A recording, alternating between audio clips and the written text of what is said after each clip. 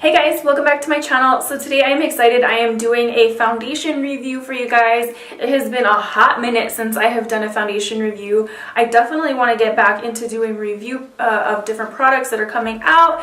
So stay tuned for that. I am totally set on getting back to YouTube. So today I am reviewing the Loreal Infallible 24-Hour Fresh Wear Foundation.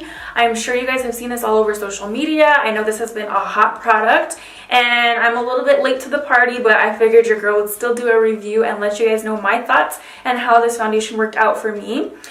For those of you guys who have been following me for quite some time, you will know that typically speaking, I had very oily skin and sometimes combo, but most of the time I was super oily. Well, that's changed. I've been on Accutane for the past like 7-8 months and I am extremely dry, like dry as the desert. I use like every moisturizing product I can possibly get my hands on, dewy foundations, like you name it. I'm super dry. So I definitely wanted to test this foundation out and see if it is good for my dry skin ladies and fellas out there. So yeah, let's just go ahead and jump right into the details and then I will let you know my thoughts and we'll get into the demo and all of that good stuff. And if you guys are new to my channel, welcome. Thank you for stopping by. Don't forget to hit that subscribe button so we can stay connected and you can catch my next video. If you guys did enjoy this video, please give it a thumbs up because that definitely helps out. And don't forget to hit the bell notification so that way you are notified every time I have a new upload. And head over to Instagram. My handle is @LishaLovesMakeup if you guys are interested in following me there. I definitely post regular makeup looks and product reviews, that sort of thing on my Instagram as well. But yeah, let's just go ahead and jump right into the details about this foundation. So basically there are 30 shades in the foundation range, which I think is pretty good for a drugstore foundation especially. Let's see what the range looks like. I mean, I don't know. I feel like it's still kind of lacking on the deep side. There's definitely a lot more light and medium shades to this range. So I feel like there could be a little bit more deep or deeper shades in the range. But overall, for a drugstore, I feel like 30 foundations is pretty good, pretty reasonable. This foundation retails for $14.99 at Ulta. I know like the price may vary on various like Walgreens, that sort of thing, but I picked mine up at Ulta. It's $14.99. Basically, let's get into some of the claims about this foundation. It says, let's see, 24-hour foundation. I will never wear my foundation for 24 hours, but that's what it says. It's medium to full buildable coverage that lasts all day and allows the skin to breathe. It's sweat resistant, water resistant, and transfer proof. It says it gives you a fresh, healthy looking complexion that lasts. The color stays true and blends in evenly, so your makeup looks fresh all day. Non-comedogenic and formulated with SPF. This does have SPF 25, so be careful if you are doing any flash photography, as that can give you some flashback. Yeah, so I think those are the big things. This has 1 fluid ounce in the bottle, which is pretty standard for your typical foundation, and thankfully it does have a pump.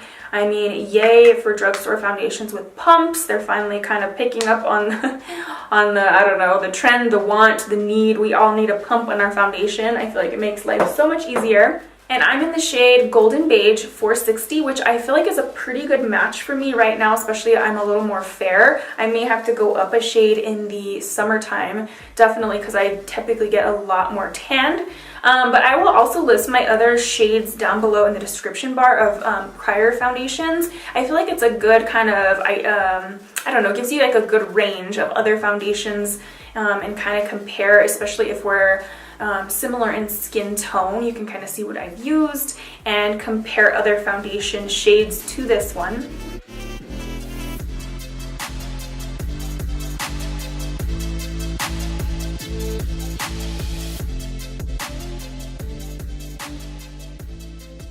Yeah, let's just go ahead and jump into the demo. I did half of my face with the Beauty Blender and half with the brush. Honestly, I prefer the Beauty Blender. I did not like the way it looked with the brush. I feel like it looked streaky. It kind of like enhanced any dry patches. I just feel like the Beauty Blender blended in a lot more seamlessly. It just looked, I don't know, like it pressed into the skin better. But honestly, I'm one that favors more of a Beauty Blender in general, or a beauty sponge, blending sponge, whatever. I like my Morphe sponge as well.